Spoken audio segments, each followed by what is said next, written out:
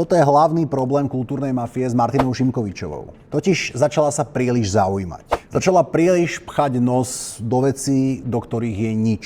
Napríklad, že ako narábajú s týmito dotáciami z FPU. Vrcholne zbytočné otázky. A najlepšie, čo môžu tieto občianske združenia urobiť, je proste neodpovedať. Čo sa má čo starať?